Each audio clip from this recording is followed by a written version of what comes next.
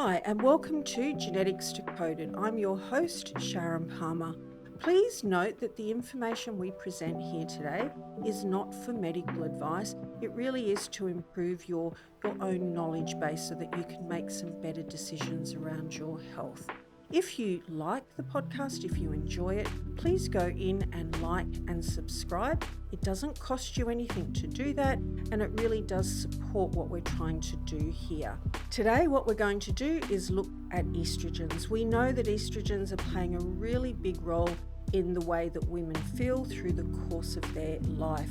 But hormones can get out of balance. Estrogen can be too high or too low.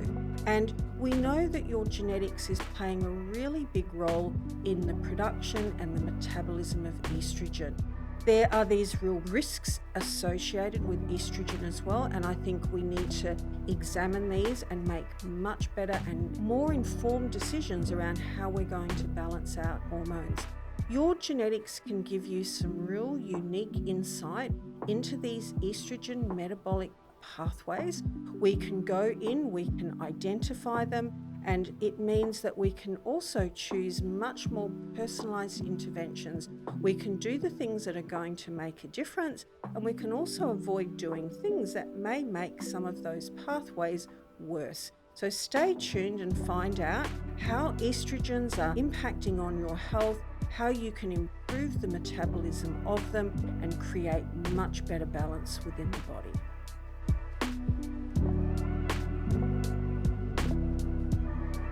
I'm always really surprised at how little women really understand around their hormones and their hormone balance, especially in light of the fact that they spend a big part of their life often dealing with this underlying hormonal imbalance. I'm also surprised at how many women put up with really severe and extreme symptoms and kind of think, well, that's just normal. And till they've resolved some of those symptoms, realizing that all that pain, that cramping, that PMS is not something that should be there every month. Now, for some women, those symptoms may be mild, but I also see women where those symptoms are so extreme. And it might not be for a couple of days. It might be over, a good couple of weeks. That equates into 50% of their life being dictated by hormones that are out of balance. I saw a woman in clinic this week who said, my PMS is so bad, I just turn into somebody I don't recognize. And I don't know how to stop it. And other women have said, one woman said to me that she becomes this screaming banshee woman for a good week or two. And then suddenly that hormone balance shifts and they're back to normal. So a bit like this Jekyll and Hyde. And women don't like to feel like that. And the people who are living with them also don't like to feel like that either. But, if we're going to try and solve these underlying hormonal issues, we really need to understand what the cause of it is. Because if we get to the cause, we have a much better chance of getting to the right solution as well. We're often presented with all the benefits of estrogen. Oh, it's going to keep you young and it's going to keep your bones healthy and it's going to stop your skin from getting all wrinkly. And yes, all of those things are true. Estrogen is a very important hormone in the body with very important functions. But we're often not told to consider the dark side of estrogen. And what a lot of people don't understand around estrogen is estrogen exerts its effect through the estrogen receptor. But once your estrogen has docked onto the receptor, it's transported to very protected sites of the DNA that govern growth. And this is why the dark side of estrogen is around reproductive cancers, around breast cancers especially. And this is why we have to get it right. We can't be saying to women, here, take some estrogen or support your estrogen levels because there's all these benefits without understanding where those risk factors are. And what we know from looking at genetics is those risk factors are going to vary from woman to woman. And that's because the way that we metabolize our estrogen varies from person to person based on our genetics, and it means that those benefits and those risks will vary across people. What we're going to look at today is how we can go in and really understand how our body is metabolizing estrogen, how our genetics can give us insight into those pathways, and that to know that we can also manipulate those pathways in our favor. Before we get into the nitty gritty of hormone metabolism and how estrogen is metabolized and cleared out of the body, I just want to first go in and really look at how estrogen is first produced in the body. And this is not just for women, but across both men and women, this estrogen production is exactly the same. And it all comes back to your steroid hormone pathway. And the very beginning of your estrogen production is from cholesterol. And most of you, if you hear the word cholesterol, you think, oh, that's really bad. I don't want it to be too high. I'm taking some statin drugs because I've got to push my cholesterol levels down. And in fact, we're seeing that what is considered a normal cholesterol level is being pushed lower and lower and lower. I remember when normal on a blood test was maybe around 6.5, then it dropped to 5.5, then 5, now we're seeing 4.5. We need to be very cautious about pushing cholesterol too low. If we have not enough cholesterol, we are going to severely impact on our ability to produce all of our sex hormones, because that is the building block. So what happens in the body is you've got cholesterol and you're going to convert it into something called pregnenolone and progesterone. And once you've got those two hormones, they are converted over to your androgens. So they're things like your DHEA, your androstenedione, your testosterone, and then your androgens will convert to your estrogens. And estrogens sit at the very end of that very complicated hormonal pathway. Once you've kind of produced your estrogens, you will metabolize them and clear them out through the body. That steroid hormone pathway is very complicated.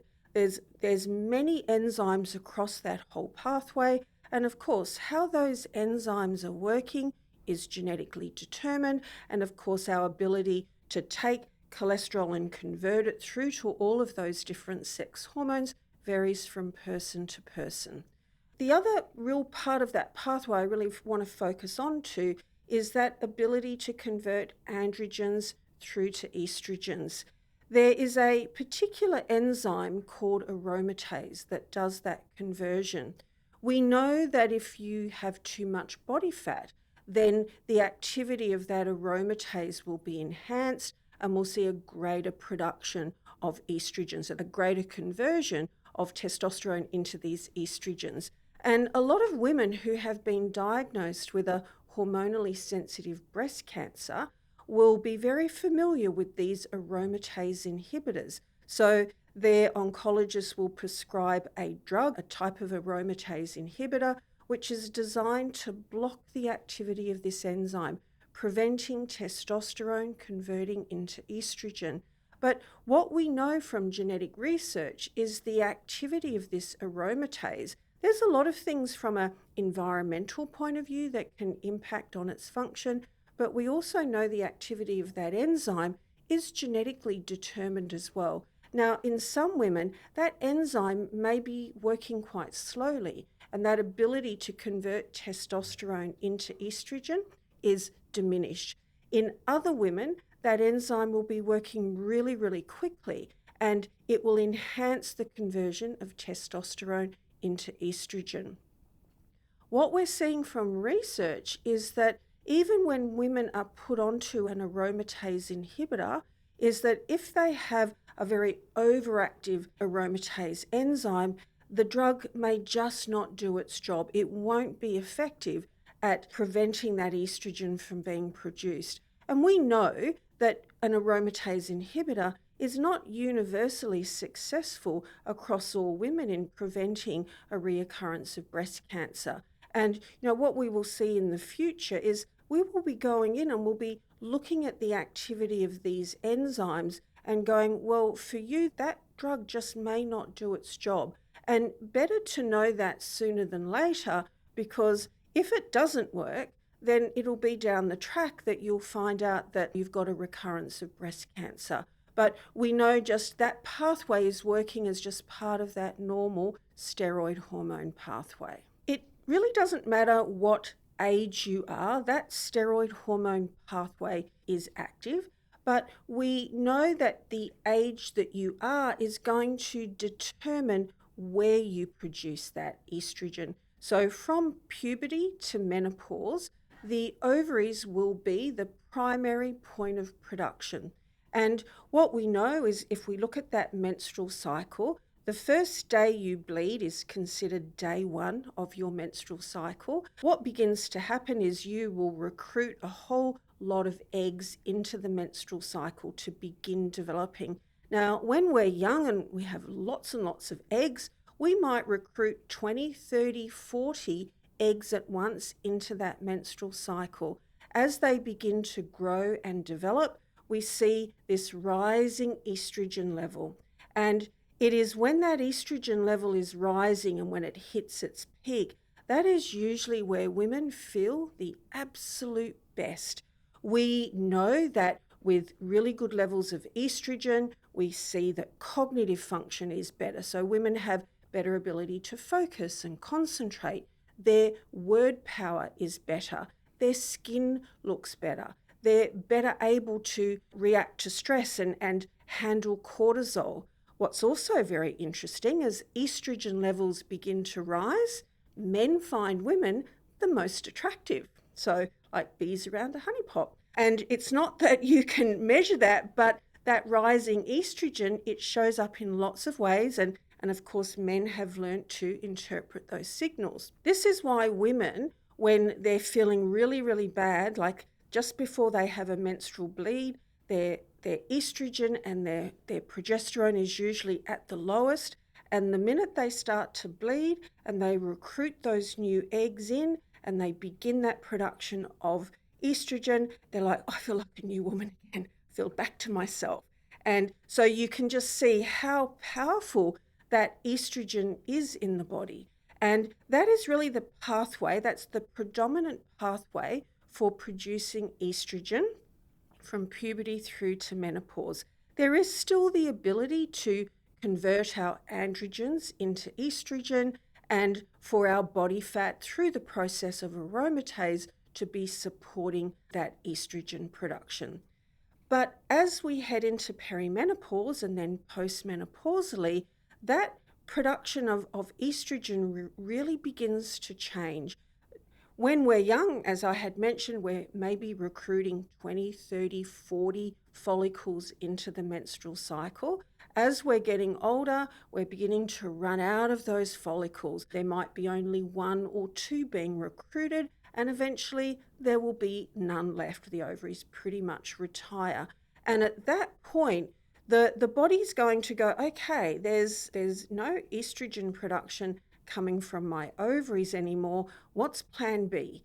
And plan B is going to be to go back to the conversion of androgens into estrogen. So you're going to take your adrenal hormones, your DHEA, your testosterone, your androstenedione, and you're going to start to produce your estrogen. But how many women out there actually have really good adrenal function? So when you're really stressed, when you're overdoing it, you begin to deplete your adrenals. So a lot of women don't have good, healthy adrenal function. So when they go in to ask their adrenals to make some of this estrogen, it's like, that's just not going to happen. And what we see is instead of seeing kind of a gradual decline in estrogen that we may be able to adjust to, we see this very rapid drop. And this is where you're more likely to get a lot of those severe symptoms around perimenopause, menopause, which are things like the hot flushes, but it's not just hot flushes. I have so many women telling me like they feel like they literally can't even think anymore. They just can't focus. They forget words. Their anxiety levels go really high. Their levels of confidence can just kind of drop through the floor. So, it can be quite disconcerting for women to suddenly feel like they're just not operating well across a whole range of areas. And this is why I always say to women is don't wait until you're postmenopausal. Don't wait until you've got these hot flushes. Start to really prepare for that change. Get in early and strongly support your adrenal health so that there is this capacity for this aromatase, this conversion. We know too that body fat is helping that, in body fat, that aromatase activity will increase. I found it really interesting. I was working with a woman once who she'd signed up for this big program, like weight loss, exercise, diet program, and she rapidly shed a huge amount of body fat, which she was actually really happy about because she had too much of it. But the minute that happened, she ended up with these terrible hot flushes. And part of the reason for that being is that, she was postmenopausal. She suddenly lost all of this body fat, this ability for aromatase to be supporting her estrogen production had kind of dropped. And so we also need to be cautious about, if we're going on these weight loss programs, is to not do those things too suddenly, and also not to push our body fat down to these really, really low levels, keeping it within that healthy weight range. We're so used to talking about estrogen as kind of a collective. Oh, my estrogen's high, my estrogen's low. I'm taking HRT because my doctor said I need to get more estrogen. But is estrogen estrogen? Is it just a single thing in the body? And it's actually a lot more complicated than that. There are a few different types of estrogen in the body. They each have a particular role to play. They may be at higher or lower concentrations in certain parts of the body, and they impact on function and also on the strength of that estrogenic effect through the body. So if we're talking about estrogens, we really need to understand that there are three distinct types of estrogens in the body. And what we're going to do now is go in and briefly look at what those three different types of estrogens are. They're E1, E2, and E3. So that should be pretty easy to remember. E1 is called estrone. And I always tell people, remember that estrone is 1, it's E1. This is the form of estrogen that is much more common postmenopausally. And it's not quite as strong as E2, but it's the ability for E1 and E2 to convert from one another to the other is also very possible. So you've got E1, which is estrone, the common estrogen postmenopausally. Then we have E2. It's called estradiol, and it is the most potent of our estrogens. It is the main estrogen during our reproductive years, so from puberty to menopause. It's the predominant estrogen that will be produced through the ovaries, and it's a very potent form of estrogen.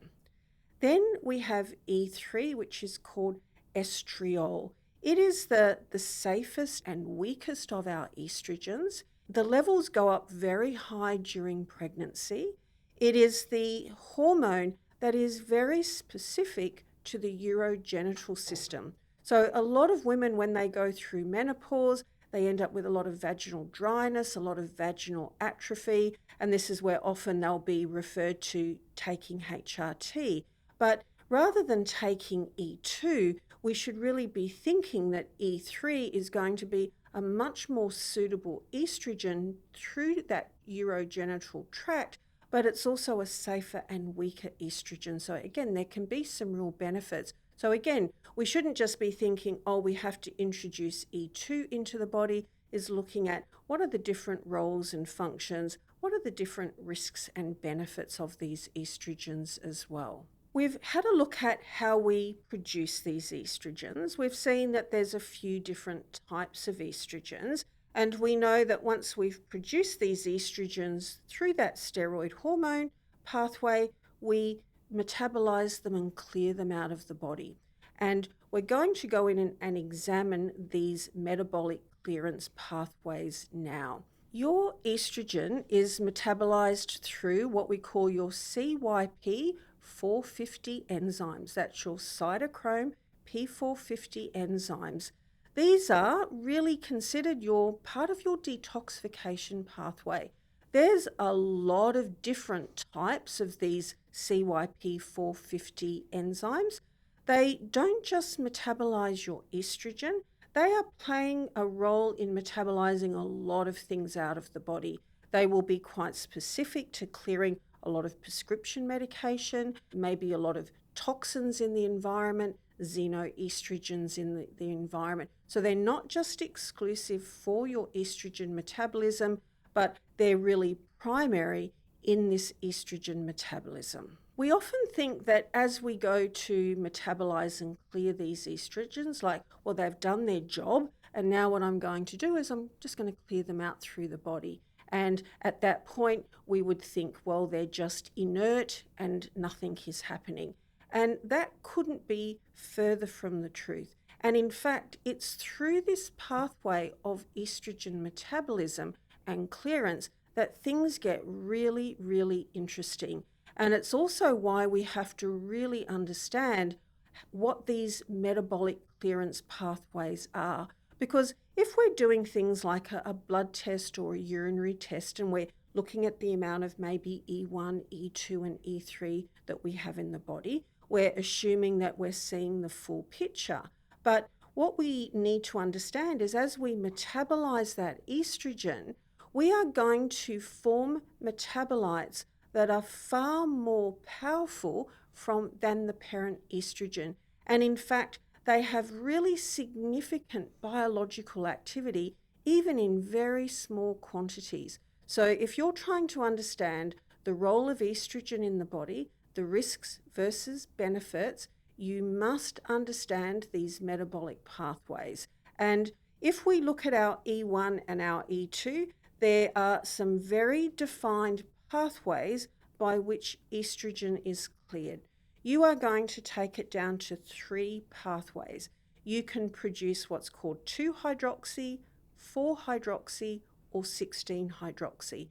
They each have very particular levels of potency. They have particular roles to play in the body, and your ability to drive them to 2, 4, or 16 is completely dependent upon your genetics here. So there are very particular CYP450 enzymes that drive each of those pathways. And that's what we're going to look at now, is these are called your catechol estrogens, and we're going to look at how those pathways are impacted and what that really means if you're producing the 2, the 4, or the 16. The 2-hydroxyestrone is considered the safe and weak estrogen. It docks onto the estrogen receptor very, very weakly, so it doesn't have this strong estrogenic effect through the body. In fact, we're seeing that it may even be anti-estrogenic. We know that it starts to down-regulate inflammation, so it's anti-inflammatory in nature. We know that it's what we call anti-angiogenic. Angiogenesis is the ability of a tumour cell to set up its own blood supply. So we know that a cancer cell can't spread until it establishes this blood supply. So being able to produce this 2-hydroxyestrone can, again, it has this anti-cancer protection point of view. The 2-hydroxyestrone is also going to slow down the activity of that aromatase, so it starts to inhibit that conversion of your androgens through to your estrogens. The 2 enzymes that drive this pathway are called CYP1A1 and CYP1A2. Now, if any of you have been paying attention to what I've been saying, you will go, oh, that CYP1A2, wasn't that clearing my caffeine out of the body? Yes, it is, and it was. And so you can see how these enzymes are playing multiple roles. It's playing a role in clearing caffeine out of the body. It's also playing a role in this estrogen metabolism. We all have that enzyme. So we all have the CYP1A1 and we all have the CYP1A2. How quickly or slowly the enzyme is working in each of those pathways is genetically determined. We can go in very easily with your genetics and look to see how well that pathway is working. Are you more likely to take your E1 and E2 into this safe, weak, protective estrogen because that enzyme is working well? Or are you less able to do that because the enzyme is working really slowly? And it's important to be able to produce good levels of this 2-hydroxy. We see in women who have PCOS, their levels of 2-hydroxy are usually quite low as well. Then we're going to look at the 4-hydroxy. So this is not a good estrogen in the body. In fact, it's one of the really nasty metabolites of estrogen. And it is a really potent form of estrogen. It docks onto the estrogen receptor and it stays on there for a very long time. So you get this very strong estrogenic effect. We know that it's carcinogenic in nature. So we see risk around reproductive cancers, breast cancers, endometriosis, endometrial cancer. We know that it's very toxic to the genes. It has the ability to go in and damage the DNA, particularly if it becomes oxidized. And the enzyme that is driving that production of 4-hydroxy is called your CYP1B1. And in some women, that pathway is enormously upregulated in activity. And it's one of the first things I'll look at when I'm dealing with women and their hormones, particularly if they've got anything around too much growth. So endometriosis, fibroids, cancers, because estrogen, this estrogenic effect, is part of driving that growth. And, in some women, that pathway is just working, we see, almost, in the thousands of percent at a faster rate. And if we see that, we know that we've got to really focus on down-regulating that pathway. And there are dietary and supplement interventions that will really effectively down-regulate your CYP1B1 if it is working too quickly. Then the final step is that conversion into the 16-hydroxy. So the 2-hydroxy is good, the 4-hydroxy is bad, the 16-hydroxy is also bad as well. Again, it's a very powerful metabolite of estrogen, strong estrogenic effect, damage to the DNA, again, risks of cancers. So you look and you go, well, you've got your E1 and your E2, and then your ability to metabolize it to the 2, the 4, or the 16, 2 out of 3 of those, what we call catechol estrogens, are quite significant risk factors in the body. And we really need to know what's happening here. If you're making your own estrogens as part of what's happening in your body, you need to understand that pathway. If you're considering taking HRT or bioidentical hormones, or maybe you're already taking them, you've got to look and go, what is my body doing with those hormones? Not just what the effect of E1 and E2 is in my body, but which pathway am I going down? Am I more at risk here? And I think we want to know these things before we make these decisions, because one, it might change what we decide to do, but it also means even if you go down that pathway of maybe taking HRT, there are things that we can do to actively manipulate that pathway and try and improve the balance of those. But I can't tell you just by looking at you, just looking at even at your symptoms or your medical history, how are each of those working? And you want to get it right, because if you've got a really overactive enzyme, we want to down-regulate it. But if it's working normally, we don't want to go in and mess around with it. Even though the 4 and the 16 have some risks, they also have, roles to play in the body. It's about creating balance in that estrogen metabolism. And you would start first with your genetics to understand what that is, and then you would put the right intervention into play. So With the 2-hydroxy, we have the CYP1A1 and 1A2. For the 4-hydroxy, we have the CYP1B1, and for the 16, we have the CYP3A4. Very easy to go in and figure out just how they're working in your body. The real point of this podcast today was to go in and realize that estrogen has real benefits in the body, but it also comes with significant risk. We want to know for each of us how our body is producing and metabolizing these estrogens. It is very easy to go in with your genetics and understand what your starting point is, because there's real capacity from a dietary point of view, from a lifestyle point of view, and from a supplement point of view to actively manipulate this enzyme system in your pathway. And it doesn't matter what age you are, so whether you're a 20-year-old woman where you're having a menstrual cycle, or maybe you're a perimenopausal woman who's been put onto HRT, or perhaps you're postmenopausal and you're trying to figure out maybe you don't want to use HRT and you're trying to find a way naturally to support your hormone balance. It doesn't matter really what stage you are in your life cycle, where your estrogens are. Your genetics can give you that insight, because getting it right and getting your estrogen balanced is going to play such a big role in how you feel on a day-to-day basis, and also how you age as you begin to get a little bit older as well. At the iDNA Health Clinic, we have a particular program called the Happy Hormone Program. I've had men call up and say, I want my wife to do that program. As they say, happy wife, happy life. But this is where, again, we go in and we look at what are the key genetics around getting your hormone levels balanced. And if any of you are interested, please contact us through the iDNA Health Clinic. We'd be more than happy to give you some information and to help you here. Thanks for listening to the podcast today.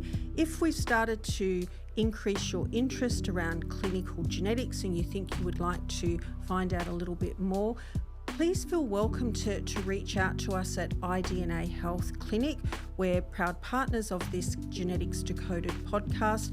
It's a real opportunity to get in touch with us and find out how you could go down this pathway yourself. If you liked the podcast, enjoyed it today, please go in and push all the buttons, like and subscribe. It really does make a difference and supports what we're trying to do here. We have a podcast release every Monday, so keep a watch out. All of our topics are around genetics and health, and we would love you to join us every week.